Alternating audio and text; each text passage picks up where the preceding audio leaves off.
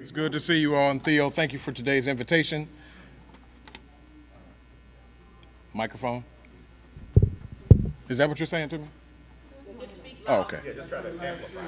All right. Well, it's good to be with you all today, and I'm very thankful that there's still a forum where there are candidates for office who get an opportunity to engage the community. This, albeit not the best attended event maybe in the city of Detroit, is probably one of the most important events in Detroit, because anytime candidates and the community can get together to get an understanding, things have an opportunity to go well. And Hood Research has been doing that for quite some time, and there's so many soldiers and warriors and people from yesteryear and current day politics and affairs in the room that I know this is an opportunity for something to go right. There's a lot going wrong in our city. You don't need me to editorialize that. People are feeling it, they're experiencing that, and they understand that. And the goodness that still remains in the city of Detroit. And I'm here to testify that there's still a good Detroit, a Detroit that people want to see thrive and be fruitful and watch it do well amongst the other cities across this country that people know means something to the United States. Detroit is still worth fighting for, so thank you all for being here. I have the opportunity today to speak about a proposal that is on the ballot, Proposal E, which is, and I'm going to say it in its very scientific form, and then I'm going to say it in English. Proposal E is for the entheogenic use of plant medicine, specifically psilocybin mushrooms, for their therapeutic use. And so let me say that in English. It means that people who look like us, traditionally indigenous to this country, have an opportunity for the first time in the city of Detroit to, if you pass Proposal E by voting yes, and I'm a proponent of Proposal E, then you're saying you want Prop E and the entheogenic use of psilocybin mushrooms, AKA plant medicine, to be the lowest law enforcement priority in the city of Detroit for the Detroit Police Department. You're saying that for the personal possession, I'm not talking about somebody who could, you show up at their house and they got a garage full of psilocybin mushrooms. I'm saying for the personal possession and small individual manufacture, but under a therapeutic model. That means with a therapist, someone that can administer and can watch as you consume for the specific purposes, if you did not know, of remediating addiction, all addiction, crack cocaine, heroin, alcohol, dealing with those who have come away from traumatic incidents and certain stress. So for veterans specifically, for post-traumatic stress syndrome, for the alleviation of anxiety, for the remediation of depression. How many of you all know someone or are yourselves or have been depressed? I can't be the only one in this room that's happened to. Suicide is at an all-time high in our community these days. What's my point? If you are for Proposal E, you believe that there is an opportunity to come away from the pharmaceutical drugs that are put in our community. CVS, Rite Aid, Walgreens are the biggest dope boys, dope women in America. And if they move into your community, they're not intent on selling you Campbell's soup. They believe that there's a specific pharmaceutical opportunity for them to marry you with their drugs. I'm not against CVS. I'm not against Rite Aid. I'm not against Walgreens.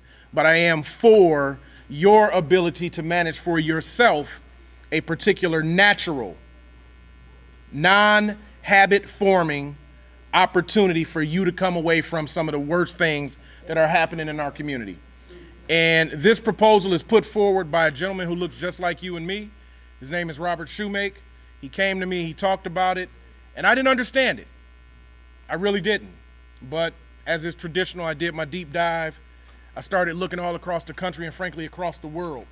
And these natural plant medicine remedies are the ways, not some of the ways, but they are the ways that our people have been able to heal and cure themselves without, and there are lawyers in the room, without the tortious interference of the American government and the American pharmaceutical industry running our lives. And so Proposal E is on the ballot, and we're asking for a yes vote. We are asking that you understand that this is not about the wild, wild west that we have seen maybe heaped on Detroit with respect to the way marijuana has been dealt with. This is under a specific therapeutic model. That means that people will have the opportunity to have a therapist administer it in small microdoses in a specific regimen to go after a particular problem. This will not be something that will be sold at gas stations. There won't be a bunch of dispensaries, and I'm not down on that kind of stuff. I'm just talking about the differences. Different doesn't mean deficient, it's just different. But this is not marijuana.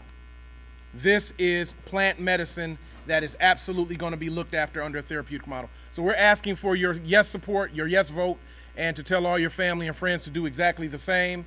I don't know that there is any real competition for us in the market, but I'm certain that someone has an opinion that differs from mine. If there are any people who have any questions, Theo, I'm happy to take them. Otherwise, I'll thank you and take my seat. Yes, ma'am.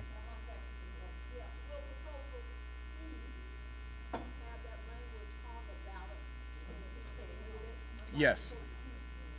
Yep, if I can, let me see if I can read it to you. I'm going to tell you exactly how it appears. But we're going to be mailing, we're going to be talking to people in the community. We want people to be educated. We don't want folks to have to search for this on their own and try to make their own sense of it. As it will appear on the ballot, it says, entheogenic plants ballot proposal. Shall the voters of the city of Detroit adopt an ordinance to the 2019 Detroit City Code that would decriminalize to the fullest extent permitted under Michigan law the personal possession and therapeutic use of entheogenic plants by adults and make the personal possession and therapeutic use of entheogenic plants by adults the city's lowest law enforcement priority. This has been ratified and passed in the city of Ann Arbor. It has happened in Oakland, California. There are other cities that are undertaking the same ballot measure. And this is a decriminalization effort. I want you to understand that. This is not legalization. Decriminalization means that you take the police stigma and the element of crime reduction from their perspective out of the mix. Legalization means that you go against what is probably a current law and you legitimize something by making it legal. This is not that. Under the federal statute, it would still be illegitimate and it would still be on the schedule as a Schedule 1 as a controlled substance. This is one of the first steps you take toward eventual legitimization by a legalization effort. So this is decriminalization. Hold on.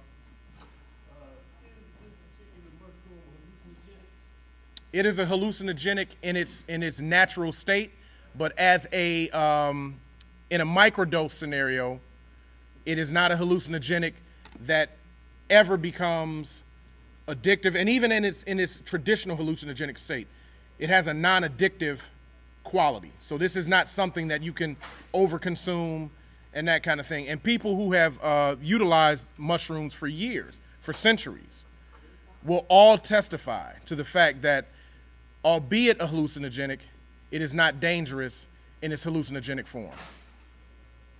I hope that answers your question. Anyone else? Thank you all. Have a great day.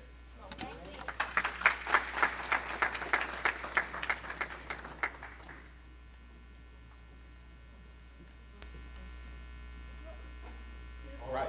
Let's receive. Thank you so much, former Senator Burt Johnson. Give him a hand. Oh, one more question. Okay. My name is Burt Johnson, B-E-R-T Johnson.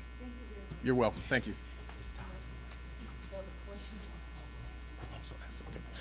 All right, thank you very much for being here. We're going to keep the program going. We have our next presenter on deck, as the baseball term goes, and he is a great learned attorney in Metropolitan Detroit. He is Todd Perkins, and he will tell us a little bit more about Proposal S. Attorney Todd Perkins, give him a hand.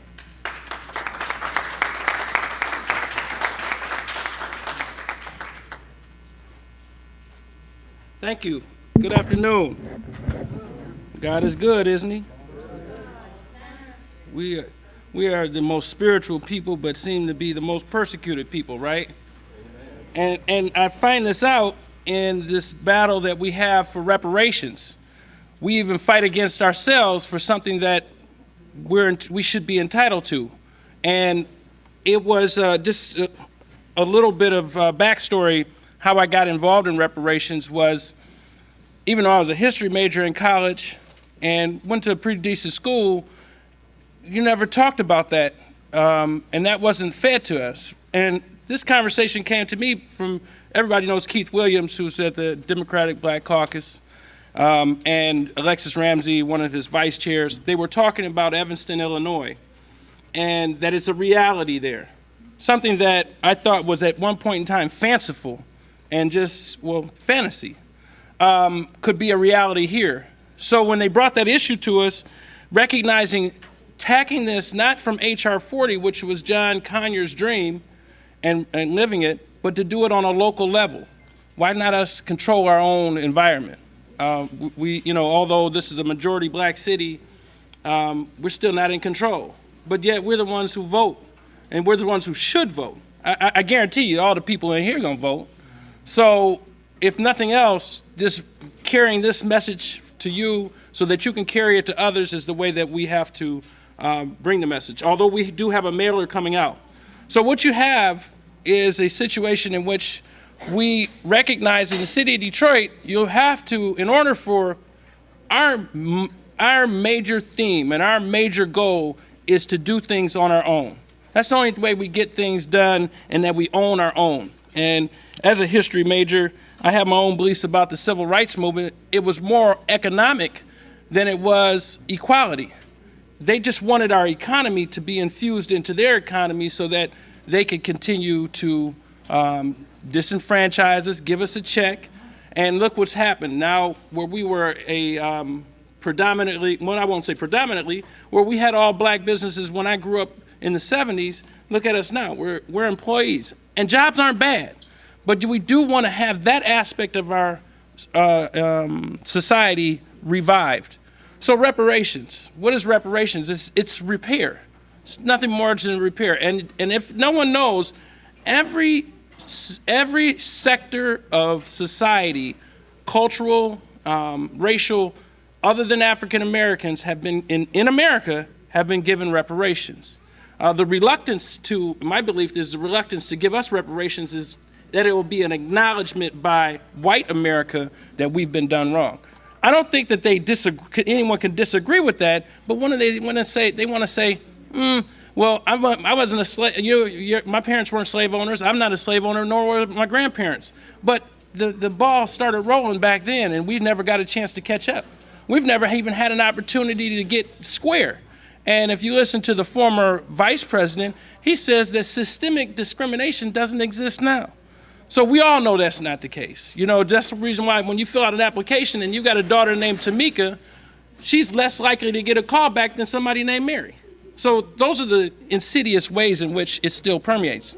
So what have happened? So we have reparations, a reality here. It's, I always speak things into existence. It's gonna pass. The polling indicates that it's gonna pass. But what we had in this situation, and what I want y'all to get angry as hell about, is that they wanted to take at least one portion of it off. So it's Proposal R and Proposal S. And don't forget, and don't let them think, and don't let them divide and conquer us. We are all united in one. So Proposal R is the proposal from City Council that is asking, it's fairly simple to understand. It's asking the people, should the City Council create a reparations task force, essentially creating a mechanism by which reparations can be implemented. Now, our aspect of it is Proposal S. Proposal S essentially removes one portion of Section 12-101 of the city charter that would allow citizens of the city of Detroit to create future ordinances or legislation, laws, to appropriate money. So what am I saying? That Proposal S is to empower the citizenry. And now, don't get me wrong, other people say, well, that's fanciful because that might be, if you affect the budget, that might be unconstitutional. Well, something, I call it a ground game. One step at a time. It's been 500 years that they've been doing what we've done to us. It's not gonna be fixed overnight. But again, to empower ourselves with that, it's the first step. So what does it mean? Now, if City Council moves forward with the Reparations Task Force, if they move forward, What's going on? If they move forward with putting together and implementing reparations in the city of Detroit in a meaningful way, then, we don't necessarily have to weaponize Proposal S. And when I do mean weaponize, I do mean taking your time, taking your vote, and bringing it to them and doing it yourself. Like I said, I started. I was an English a history major, but you write a lot of reports. You start off with the theme is that you're doing it yourself, and I'm back there right now. Because sometimes in our community, the only way we get it done is to do it ourselves. So I'm hopeful that with the positive vote on Proposal R, that City Council will listen to that vote, and City Council will implement a reparations task force, will implement reparations. But passing Proposal S is also in our back pocket to say, hey, if you don't, we'll do it ourselves. So again, Proposal R and Proposal S, we have a mailer going out. If you see it, it's the one with Harriet Tubman on the face of it. And, let us not be the, as I recount, she's my superhero. And I'm paraphrasing a story that happened to her. And at the end of her life, they were giving her awards and accolades and talking about how many people she saved from slavery. And the lament and the heaviness in her heart was that she said, I could have saved hundreds more if they knew they were slaves. So let us not be them. And that's why this is the empowering moment. And just one more story is, it's so empowering that each and every step in which I've been involved, we created what we have is called the People's Voice. It's a 501c4, and that's the organization that's pushing Proposal S. And each and every time, and just for continuity purposes, I've always been the one to file the signatures. I know a lot of the faces here who have been down to that election commission. And each and every time I joke with the people up in front, they're very nice people, but it's not them that's in control. It's not the person who's an elected official who's in control sometimes. It's the theme and it's this undercurrent, even in Detroit, that exists. And each and every time I tell them, I say, they're gonna try to keep this off the ballot. We sit there joking. And so I submitted 3,900 signatures, 3,608 will pass. 1,215 were invalidated. Now, I'm not finished with that. If anyone knows, as being a lawyer, something, there's a ground game. I'm going to go back to that when we get a chance, but I'm looking squarely on November 2nd to pass this. But we're going to get back to that. And 1,215, but there's a 15-day curing period in order to fix that. So what did we do? There's a lady named, I don't know if she's here today, Zena Johnson. Man, she's one of the baddest ladies I've ever known in getting these signatures. I mean, boy, oh boy, she's got a street team, and it's tight, it's everything. And so we come back with about 2,800 in about 10 days.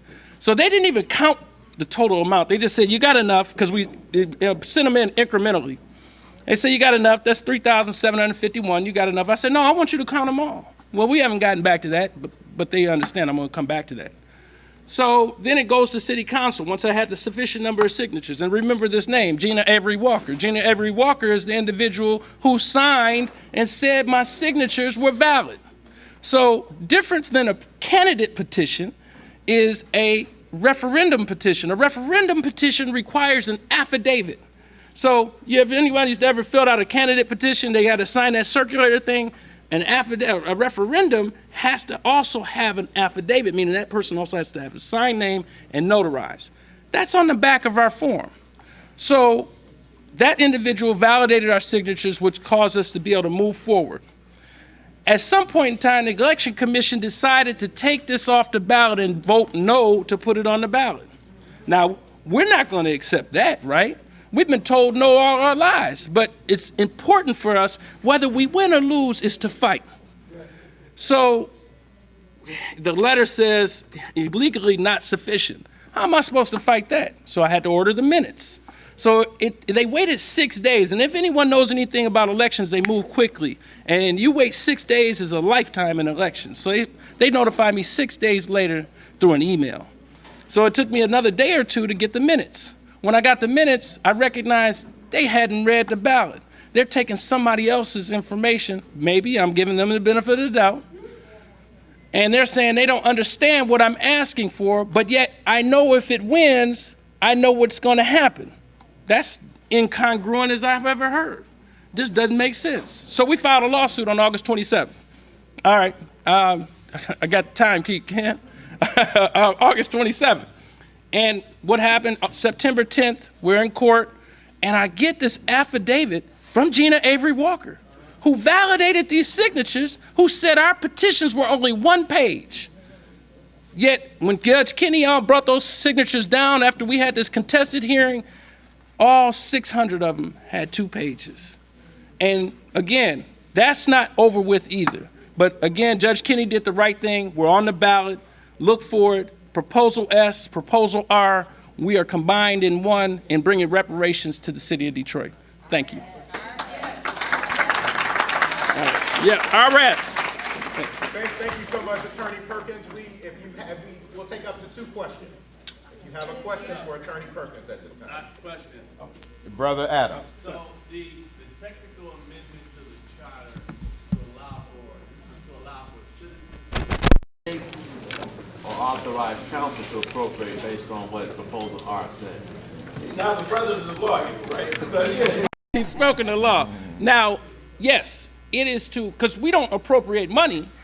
That would not be constitutional. And that's what I was talking about, the workaround that comes later. What it does is it takes out the restriction that's in the charter that says citizens cannot appropriate money or make legislation to appropriate money. Yeah, it will be city council that does that, but we can at least make the law to direct them and tell them what to do. So just understanding that the attack will be yes for reparations, but no on the second piece because it's going to bankrupt the city. We know it's coming. We might as well put it out there. It's coming out there, but I think it's even more insidious than that. It's going to be no on reparations, but they can't say it. They can't say it, you know something, but they ain't for it. I mean, because if they were, they'd be here. They'd be at each and every corner talking about, we wouldn't have to have the petition come on the ballot. We wouldn't. They would have already done it. All right. Brother Hodo for the final question. Yeah.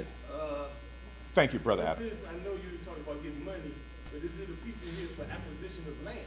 But all of this land is being unused throughout the city, and the original documentation, as a historian, you know, was 40 acres of the mule. Absolutely. So is there a piece in it for acquisition of land? Well, that's to be decided by people smarter than myself. But here's the thing.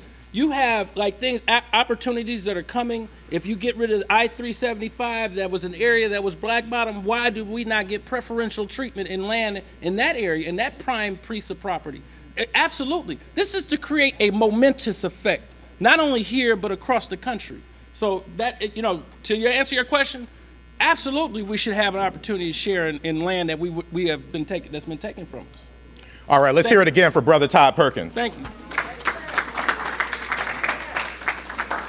Good brother, always on the case. Again, I'm Ken Coleman, one of your co-moderators this afternoon. Give yourselves a hand for being here.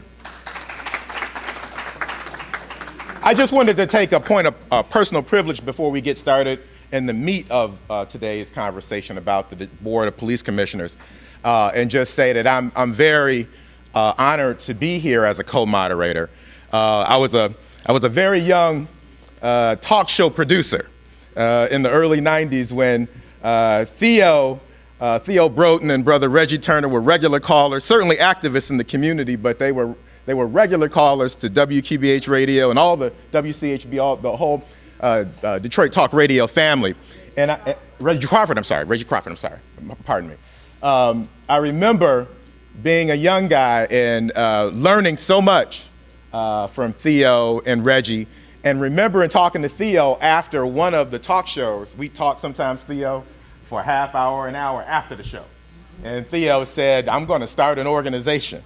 I'm going to start a grassroots organization to analyze community issues, to take a position on community issues, and be what I have always been, effectively, what she was saying was an activist. And that was Hood Research about 30 years ago. So again, I'm proud to be here. I can remember, I'm old enough to remember when it started, and has followed Theo and Reggie's career. So proud of you, Reggie, and all the work you've done with the Detroit Police Department. the Wayne County Commission, Wayne County Sheriff's Office, and of course the Board of Police Commissioners. And so that is the meat of that's the thrust of our conversation today. We'll hear from candidates who are running for the Board of Police Commissioners, and I'm going to turn it over to my co-moderator, Michelle Broughton, who will give us more. Thank you very much. I'm Michelle Broughton, and if you haven't guessed, I am the daughter of Theo Broughton. I'm a precinct delegate, also an activist, and I'm an educator. But before we get to our police commissioners, I'd like to bring up a special candidate running for mayor, and that is Attorney Adams.